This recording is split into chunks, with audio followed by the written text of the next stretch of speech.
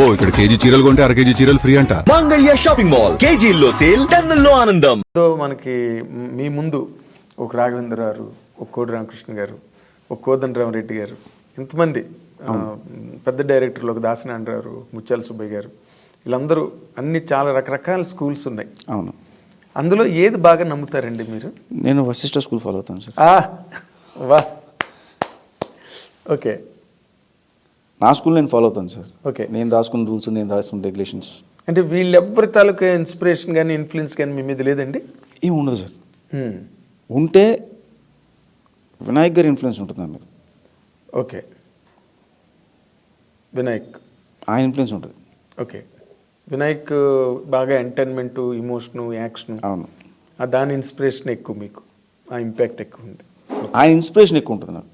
Inspiration, influence కూడా. Influence కూడా.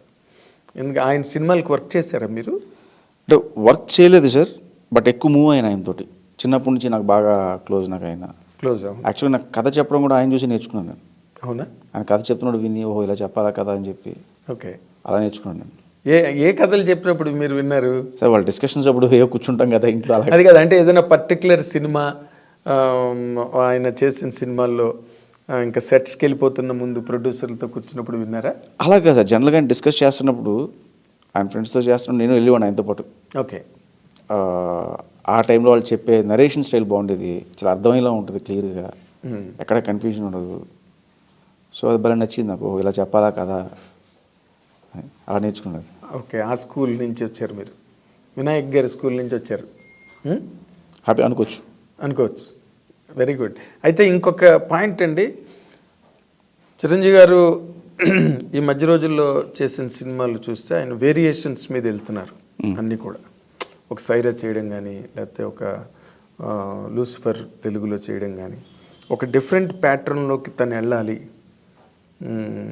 Regular సినిమాలు చేయకూడదు అన్న ఒక ఇది కనిపిస్తోంది ఆయనలో, ఆ ప్రిపరేషన్. ఇప్పుడు ఈ సినిమా కంప్లీట్గా ఫ్యాంటసీ. అవును. చిరంజీవి గారి తాలూకా అభిమానులు కానీ, లేకపోతే ట్రేడ్ కానీ, వాళ్ళ గురించి ఆలోచిస్తే ఈ సినిమా చిరంజీవి గారికి ఏ రకమైన ఇమేజ్ ఇస్తుందండి? ఇప్పుడు వాల్టర్ వేరే ఉంది, మాస్ హిట్, రికార్డ్ బ్రేక్స్ అయ్యాయి. ఇప్పుడు అవనగడ్డ రామకృష్ణ థియేటర్లో కూడా 365 రోజులు అవును ఏకదాటిగా ఆడిన సినిమా. మళ్ళీ మాస్ చిరంజీవి గారు తిరిగిలేదు మాస్ హీరో అన్న ఇది రికార్డు క్రియేట్ అయింది. ఇప్పుడు ఈ సినిమా ఎలాంటి ఇమేజ్ ఇస్తుంది సార్ చిరంజీవి గారు? సార్ సారీ టు సే, మీరు అడిగిన క్వశ్చన్లో తప్పు ఉంది సార్. ఏంటది? ఆయనకి ఎలాంటి ఇమేజ్ ఇస్తుంది అని చెప్పి. అవును, ఆల్రెడీ ఆయనదే పెద్ద ఇమేజ్ సార్. అది మెగాస్టార్ అనేది పెద్ద ఇమేజ్. అది 155 సినిమాలు చేశారు ఆయన, ఇది 156వ సినిమా. చాలా రకరకాల క్యారెక్టర్స్ చేశారు, రకరకాల ఇమేజ్, అంటే రకరకాల సెటప్లో రకరకాల జోనల్ సినిమాలు చేశారు. మీరు అన్నట్టు రీసెంట్గా వచ్చిన సైరా కానీ, లేకపోతే గాడ్ ఫాదర్ అంటారు, బట్ దానికి ముందు సినిమాలు రుద్రవేణి చేశారు ఆయన. తర్వాత అదేంటిది ఎముడికి మొగుడు చేశారు. అంటే ఆయన అప్పుడే స్టార్ట్ చేశారు. అవును, అవన్నీ పెద్ద హిట్లు, అవన్నీ మామూలు హిట్లు, అన్ని జోనర్లు చేశారు ఆయన. ఇప్పుడు ఆయన ఇమేజ్ ఎప్పుడు కూడా మెగాస్టార్ అనే ఇమేజ్ అంతే, దాన్ని మనం పెంచేది ఏం లేదు, ఎక్కడో అక్కడ ఉంది, ఇంకా దానిపైన ఏం లేదు. అదే అదే. సో మనం దాన్ని చెడగొట్టకుండా ఉంటే చాలు. ఓకే. అంటే మీ ఆన్సర్ చాలా బాగుంది, నా క్వశ్చన్ మాత్రం రాంగ్ కాదు. ఎందుకంటే నేను దాన్ని మళ్ళీ అనలైజ్ చేస్తాను. ఏంటంటే మీరు అడిగారు ఎలాంటి ఇమేజ్ ఇస్తేనే అడిగారు, ఇవ్వడానికి ఏం లేదు సార్ అక్కడ అంటాను నేను. అది ఒక రకంగా కరెక్ట్, అన్ని రకాలుగా అదే కరెక్ట్ సార్. కాదు, మెగాస్టార్ అనే ఇమేజ్ హై, అది అక్కడే ఉంది, ఆయన కొత్తగా ఇచ్చేది ఏం లేదు. నేను మెగాస్టార్ అనే ఇమేజ్ ఎక్కడో ఉంది, ఇంకా దాని మీద ఏం లేదన్న మాట కూడా కరెక్ట్. చాలా మంచి ఎనాలిసిస్ అది.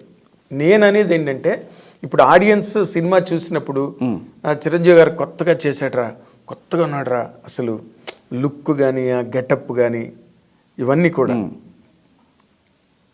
అది నేను అడిగింది. అది సినిమా కాదు కదా, గెటప్స్ ఏమైనా ఉన్నాయి సినిమాలో? అది ఇప్పుడు చెప్పలేదు కానీ సార్, గెటప్స్ ఉన్నాయా లేవనేది ఇప్పుడు too early to say. But ఈ సినిమాకి ఏం కావాలో అది ఉంటుంది సార్, అంతే. నా సినిమాకి ఏం కావాలో అది ఉంటుంది. ఓకే. అంటే ఇది కాస్ట్యూమ్ డ్రామా కాదు? కాస్ట్యూమ్ డ్రామా కాదు. ఓకే, నేను అదే నాట్ ఏ కాస్ట్యూమ్ డ్రామా. ఇప్పుడు బింసార్ లాగా కాస్ట్యూమ్స్ కాదు, కంప్లీట్గా ఆయన సోషల్ గెటప్లోనే జగదేకుడు. ఎక్కడ ఆయన స్టైల్ మిస్ అవ్వదు సార్, ఎక్కడ ఫ్యాన్స్ మెగాస్టార్ చిరంజీవిని మిస్ అవ్వరు ఎక్కడ. అంటే ఒక పాత్రలో చిరంజీవి గారిని నేను చూడనక్కర్లేదు, చిరంజీవి గారిలోనే పాత్రను చూడాలి. ఆ పాత్రలో చిరంజీవి గారిని చూసుకోవచ్చు. అది నేను అడుగుతున్నాను. అంటే ఈ పాత్రలో చిరంజీవి గారి క్యారెక్టర్, ఈ గెటప్. సరే ఇప్పుడు సినిమా చూస్తున్నప్పుడు వాల్తేరు వేరే అన్నప్పుడు అంతా చిరంజీవి వాల్తేరు వేరేనే ఫాలో అవుతాం మనం. చిరంజీవి గారిని మాకు తెలుసు, జనాలు చిరంజీవి గారి సినిమానే అక్కడికి వెళ్తాం మనం. అవును, వెళ్ళిన తర్వాత క్యారెక్టర్ ఫాలో వేరేనే ఫాలో అవుతాం మనం. వేరేనే ఫాలో అవుతాం. అవును, అలా సైరా నరసింహారెడ్డిని ఫాలో అవుతాం. మీరు ఇక్కడ దొరికారు నాకు. ఆ. ఇప్పుడు వీరయ్యలో ఆయన వీరయ్య గెటప్లో ఉన్నారు, రైట్. సైరా నరసింహారెడ్డి గెటప్లో ఉన్నారు. అవును. సో మనం ఆ పాత్రలోనే చిరంజీవి గారిని చూస్తాం, చిరంజీవి గారినే చూస్తాం. అవును. బట్ ఆ పాత్రలో చూస్తాం. అవును. ఇప్పుడు అలాంటిది ఏమైనా ఉందా, లేదు మామూలుగా ప్యాంటు షర్టు? నేను దొరకలేదు సార్. నా సినిమా రిలీజ్ తర్వాత మీరు చూడొచ్చు, చెప్పొచ్చు అది. నేనే చెప్తా కదా. అదే అప్పుడు ఎందులో ఉండదు అప్పుడు చెప్పాలి, ఇప్పుడు చెప్పలేను నేను, అది చెప్పకూడదు కూడా. నేను దొరకలేదు. మీరు మొదటి నుంచి దొరకట్లేదు, నేను ఊరికే డెస్పరేట్గా ట్రై చేస్తున్నాను అంతే. ఎందుకంటే ఆయన అభిమానులు ఇప్పుడు ఆ రోజుల్లో ఏ వాక్ ఆఫ్ లైఫ్లో సినిమా ఇండస్ట్రీలోకి వచ్చినా, అది జర్నలిజం కావచ్చు, మ్యూజిక్ డైరెక్షన్ కావచ్చు, స్క్రిప్ట్ రైటింగ్ కావచ్చు, ఏదైనా కావచ్చు. బట్ ఎంతో కొంత చిరంజీవి గారి మీద అభిమానం ఉన్న వాళ్ళే అందరూ ఇండస్ట్రీలో 95%. అవును సార్. ఆయన ఇన్స్పిరేషన్ మన వెంకటేష్ గారు కూడా ఫంక్షన్లో చెప్పారు. అవును. నేను ఒక టైం తర్వాత అసలు మళ్ళీ చిరంజీవి గారి నాకు ఇన్స్పిరేషన్, కెరీర్ కంటిన్యూ అవ్వడానికని. సో ఇవన్నీ అడుగడుగున అణువున సినిమా ఇండస్ట్రీలో ఉన్నాయండి, ప్రతి చోట. ఇప్పుడు అలాగే ఇప్పుడు ఎందుకు అడుగుతున్నానంటే ఈ పాయింట్లు ఎంతో కొంత అభిమానులకి మీ ఇంటర్వ్యూ ద్వారా ఉప్పు అందిద్దామన్నది నా ప్రయత్నం.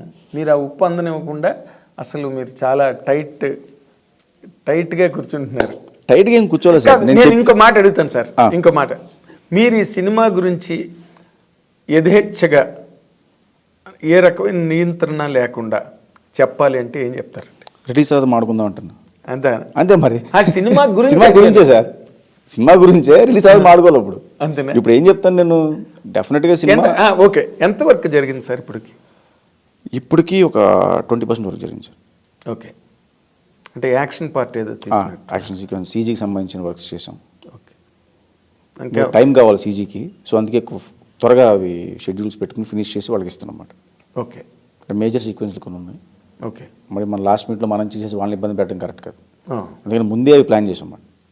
అదే ఇప్పుడు అంతా టెక్నికల్ అడ్వాన్స్మెంట్. సో అవి చేసేసి వాళ్ళకి ఇస్తే వాళ్ళకి టైం ఉంటుంది, మనం అడిగిన టైం కూడా డెలివరీ చేయగలరు, కాబట్టి ముందు ఆ పార్ట్ షూట్ చేసాం. గుడ్. అంటే ఇంకా ఈ సెట్ వర్క్లోకి వాటిల్లోకి మీ ఫ్యాంటసీ వరల్డ్లోకి ఇంకా వెళ్ళామండి. వెళ్ళారా? ఓకే. విలన్కి సంబంధించిన వర్క్స్ అన్ని కూడా పూర్తి చేసాం దాంట్లోనే. Okay. Romance, heroines romance, heroines అంటే ఉంటుందండి డెఫినెట్గా సినిమాలో, కానీ అవి స్టార్ట్ చేయలేదు ఇంకా. అంతేనా? అదే అడుగుతున్నాను.